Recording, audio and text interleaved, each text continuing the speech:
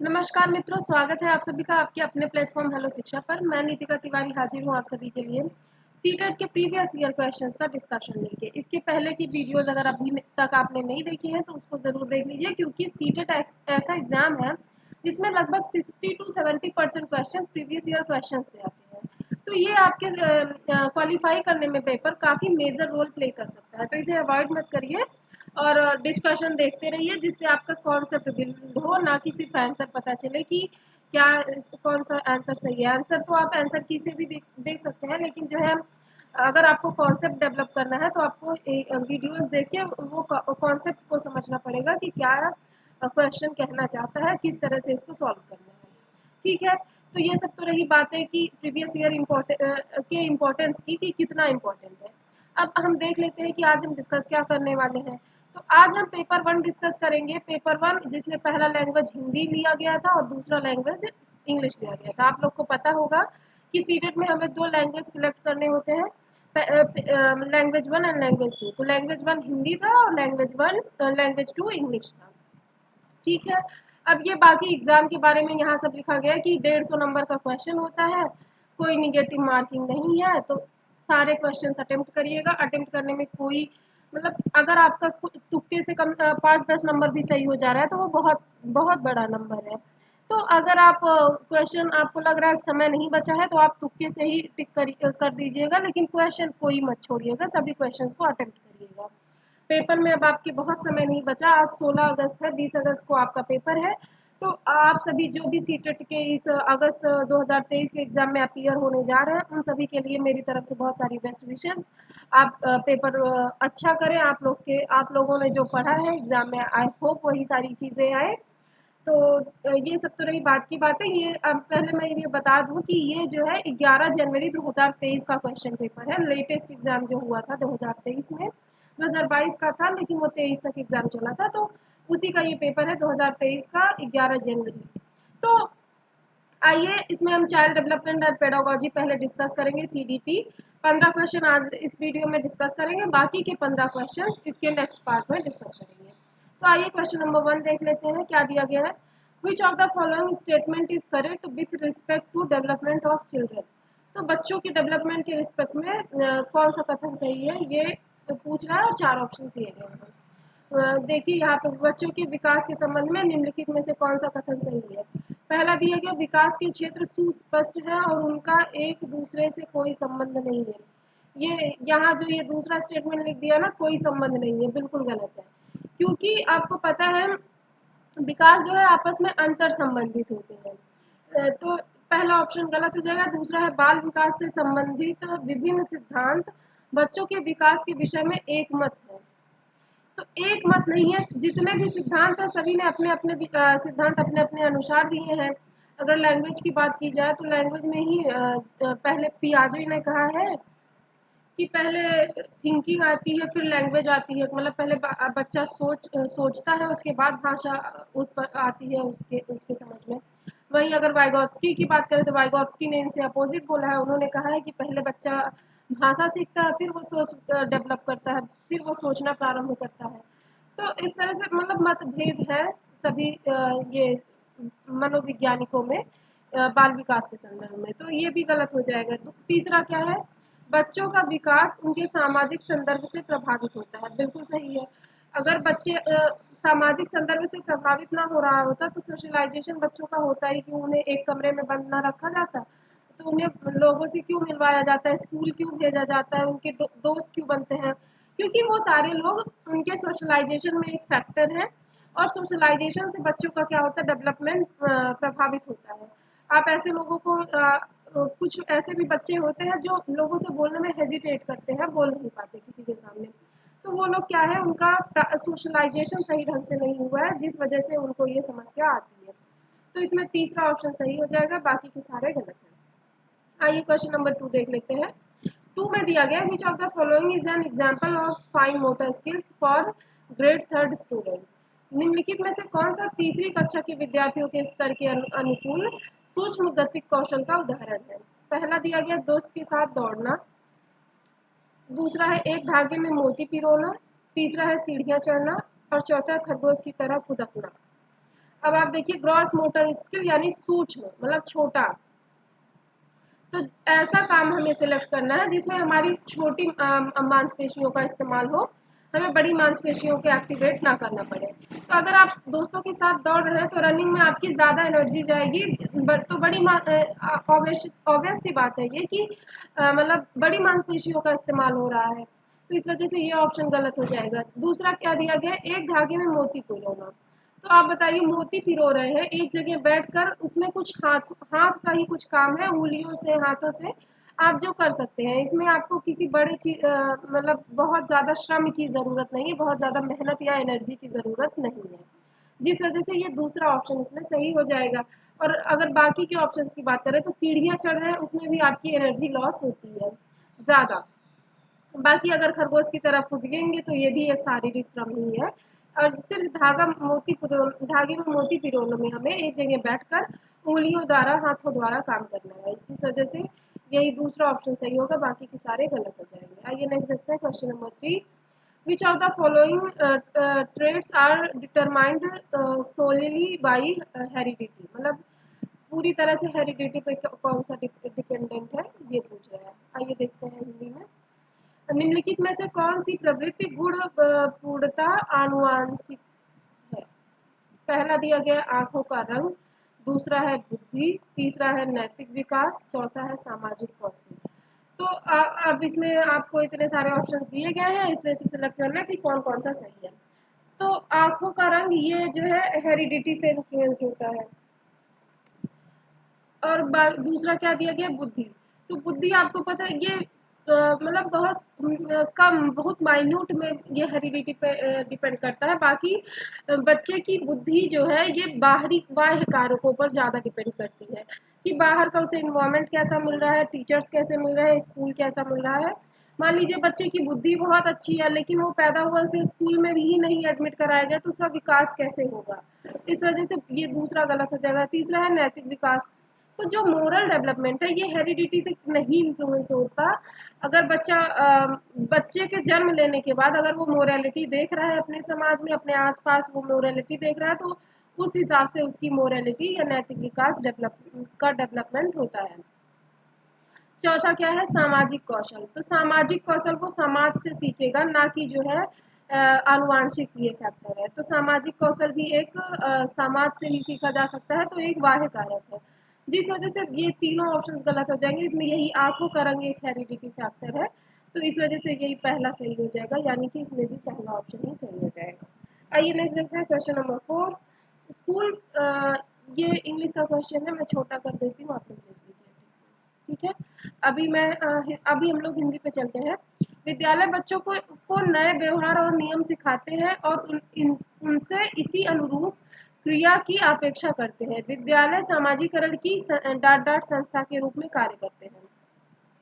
तो आप सभी को पता होगा कि प्राथमिक कारक सोशलाइजेशन का कौन होता है, हमारी फैमिली, हमारे पेरेंट्स, ये हमारे या किसी भी बच्चे के सोशलाइजेशन के प्राथमिक कारक होते हैं। और जो स्कूल है या पीयर है उनके जो है बच्चे के, या दोस्त सहपाठी जो भी हैं, ये लोग क्या होते हैं सेकेंडरी कारक होते हैं। बच्चा पहले अपने परिवार के साथ रहता है जन्म से 3 से 5 वर्ष की अवस्था तक, उसके बाद वो स्कूल जाता है जहाँ से उसका सेकेंडरी सोशलाइजेशन होता है। आइए नेक्स्ट देखते हैं क्वेश्चन नंबर 5। लॉरेंस कोलबर्ग के अनुसार नैतिक विकास से कौन से स्तर पर बच्चा अच्छा लड़का अच्छा लड़की अभिविन्यास प्रदर्शित करता है?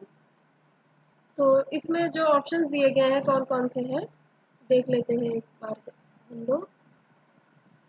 तो इसमें देखिए पहला दिया गया है पूर्व पारंपरिक अवस्था, मतलब प्री कन्वेंशनल लेवल, तो ये नहीं है, इसमें पारंपरिक अवस्था होगी या पारंपरिक स्टेज या मतलब कन्वेंशनल स्टेज। इसी में जो है बच्चा गुड बॉय गुड गर्ल बनने की प्रवृत्ति रखता है, मतलब कोई वो गलत काम या कोई अनैतिक काम इस वजह से नहीं करता क्योंकि वो समाज की नज़र में, अपने पेरेंट्स की नज़र में अच्छा लड़का बनना चाहता है या अच्छी लड़की बनना चाहता है, ठीक है। तो दूसरा ऑप्शन इसमें सही हो जाएगा। आइए नेक्स्ट देखते हैं। क्वेश्चन नंबर 6 दिया गया है सीता's ability to modify her action of riding a scooter based on her experience of riding a bicycle would be an example of। तो क्या है, सीता की साइकिल चलाने के पूर्व अनुभव के आधार पर स्कूटर चलाने के तरीके में बदलाव करना क्या कहलाएगा? तो ये क्या है, समावेशन। समावेशन यानी कि क्या इसको इंग्लिश में बोलते हैं, एसिमुलेशन। तो एसिमुलेशन नहीं है, एक्यूबिलेशन भी नहीं है, फिर क्या है, एकोमोडेशन। यही है, मतलब कि वो समायोजन स्थापित कर रही है सीता, यानी कि समायोजित कर रही है खुद को। उसको क्या साइकिल चलाना आता था, उसी आधार पर वो स्कूटर चलाना सीख रही है, यानी कि वो खुद को समायोजित कर रही है। ठीक है, तो तीसरा ऑप्शन सही हो जाएगा। सातवां क्या है क्वेश्चन, क्वेश्चन नंबर 7 दिया गया है, in dot dot stage children start using semiotic function rapidly developed language skill. फिर क्या है, हिंदी में भी देख लेते हैं, डाट डाट अवस्था में बच्चे लाक्षणिक कार्य करना प्रारंभ कर देते हैं और उनमें भाषा कौशल तेजी से विकसित होता है। कौन सी अवस्था में होता है ऐसा, ये पूछ रहा है। आइए ऑप्शन देख लेते हैं। तो इसमें अमूर्त संक्रियात्मक अवस्था, तो अमूर्त संक्रियात्मक अवस्था नहीं है, क्योंकि ये फॉर्मल ऑपरेशनल स्टेज ये 10 से 14 साल की अवस्था होती है। इसमें बच्चा जो है एक तरह से उसका सोशलाइजेशन होता रहता है और वो उसकी समझ डेवलप हो जाती है हर चीज़ से रिलेटेड। तो ये जो है काफ़ी आगे का स्टेज है, इस वजह से ये गलत हो जाएगा। दूसरा क्या है, मूर्त संक्रियात्मक अवस्था। तो मूर्त चीज़ों को बच्चा समझ पा रहा है, ये जो है इसमें कंक्रीट ऑपरेशनल, यानी कि 6 से 10 वर्ष की अवस्था होती है। तो ये भी नहीं है, लैंग्वेज सीखने की बात हो रही है। तो बच्चा, आपको पता है, जन्म के बाद से ही वो लैंग्वेज सीखना स्टार्ट कर देता है। लगभग 6 वो महीने का रहता है, तभी से वो कुछ बदलाना यानी बैबलिंग चालू कर देता है, कुछ कुछ बोलता है। समझ भले ना आए दूसरों को, लेकिन वो बोलने का प्रयास करता है। तो ये मतलब जन्म से 2 वर्ष की अवस्था होती है, जब वो बच्चा क्या होता है, लैंग्वेज को एक्वायर करता है। तो ये क्या होता है, प्री ऑपरेशनल स्टेज यानी पूर्व संक्रियात्मक अवस्था। यही सही ऑप्शन हो जाएगा। और आप दैनिक जीवन में भी देखते होंगे कि अगर कोई बच्चा बोलना सीख रहा है, तो वो पैदा होने से मतलब जन्म से 1 वर्ष की अवस्था तक लगभग वो बोलना सीख जाता है, और 2 वर्ष की अवस्था तक वो बेहतर ढंग से, यानी कि प्रोनाउंसिएशन भी उसका अच्छा हो जाता है। पहले वो जो थोड़ा सही ढंग से नहीं बोल पाता, वो जो है 2 वर्ष की अवस्था तक वो बहुत सही ढंग से या अच्छे से प्रोनाउंशिएट करके चीज़ों को बोल पाता है। तो तीसरा ऑप्शन सही है। आगे बढ़ जाते हैं क्वेश्चन नंबर 8 पे। 8 में दिया गया है, in dot dot a teacher and 2 4 students from a collaboration group and take turns leading dialogues on the content of text passage. फिर dot dot option, sorry, 4 option दिए गए हैं। तो आइए हिंदी में भी देख ले क्वेश्चन नंबर 8। हिंदी में दिया गया है, डाट डाट में एक अध्यापिका और 2 4 विद्यार्थी एक सहयोगी गुट बनाते हैं और एक एक करके लेखांश पर संवाद को आगे बढ़ाते हैं। ये कौन सा जो है अभिविन्यास है पढ़ाने का, ये पूछ रहा है। 4 ऑप्शन दिए गए हैं। तो यहाँ पे आपको पता है कि ये क्या हो रहा है, पाठ बनाया जा रहा है। एक तरह से जो है उनको जो है वो प्रोवाइड किया जा रहा है, सहयोग प्रोवाइड करके उनसे ये टीचिंग या लर्निंग मतलब टीचिंग लर्निंग प्रोसेस में उनको सहयोग प्रदान करके उनसे ये कराया जा रहा है। तो मतलब बच्चे मतलब एक दूसरे का सहयोग करके आपस में ही सीख रहे हैं, लर्निंग कर रहे हैं। तो इस वजह से इसमें कौन सा, ये अन्योन्य शिक्षण, मतलब आपस में सीख रहे हैं, इसी वजह से यही पहला ऑप्शन इसमें सही हो जाएगा। चलिए नेक्स्ट देख लेते हैं क्वेश्चन नंबर 9। तो 9 ये दिया गया है, which of the following technique has been proposed by Lev Vygotsky for teaching primary school children. Hindi में भी देख लेते हैं, प्राथमिक विद्यालय के बच्चों को पढ़ाने के लिए लेव वाइगोत्स्की ने निम्नलिखित में से कौन सी तकनीक सुझाई है। फिर 4 ऑप्शंस दिए गए हैं। पहला दिया गया अनुदेशात्मक पाठ, पुनर्बलन, साम्य धारणा और संतुलन, और चौथा है अभिक्रमित शिक्षण। तो आपको मैं बता दूं कि वाइगोत्स्की ने पाढ़ मतलब यानी कि बच्चों को पाढ़ मतलब क्या होता है, थोड़ा सा सहयोग देके सारा मतलब सॉल्यूशन बच्चों से कराना। अगर कहीं वो अटक रहे, फंस रहे, तो उन्हें थोड़ा सा सहयोग देना। तो उस सहयोग को उन्होंने क्या बोला, पाढ़, स्कैप फोल्डिंग। तो स्कैप फोल्डिंग का कॉन्सेप्ट वाइगोत्स्की ने दिया है, तो आप ये ध्यान में रखिएगा। क्वेश्चन नंबर 10 देख लेते हैं। ये इंग्लिश का क्वेश्चन है, इंग्लिश वाले देख लीजिए। क्या दिया गया है, in the context of progressive education which of the following statement is correct. फिर 4 ऑप्शन दिए गए हैं। आइए हिंदी में भी देख ले क्वेश्चन। प्रगतिशील शिक्षा के संदर्भ में निम्नलिखित में से कौन सा कथन सही है? पहला है कम क्षमता वाले बच्चों की कक्षा में उपेक्षा करनी चाहिए। तो ये देखिए उपेक्षा करने की बात आ गई, यही एक निगेटिव टैग वर्ड आ गया, जिस वजह से ये ऑप्शन गलत हो जाएगा। आइए दूसरा देख लें, कक्षा में प्रजातंत्र का कोई स्थान नहीं होना चाहिए, बिल्कुल गलत। डेमोक्रेसी क्लास में ज़रूर होनी चाहिए, जिससे बच्चा स्वतंत्र रूप से चीज़ों को पूछ सके, समझ सके। अगर उसे कोई भ्रांति है या कुछ उसे नहीं समझ आ रहा है, तो अगर प्रजातंत्र नहीं रहेगा तो बच्चा पूछ नहीं पाएगा, जिस वजह से ये गलत हो जाएगा। तीसरा क्या है, विद्यार्थी को समस्या समाधान हेतु प्रोत्साहित करना चाहिए, बिल्कुल सही। अगर उसे कोई समस्या आ रही है तो उसके समाधान के लिए बच्चों को प्रोत्साहित करना चाहिए, जिससे वह बच्चों से टीचर से हेजिटेट ना करें पूछने में या समझने में।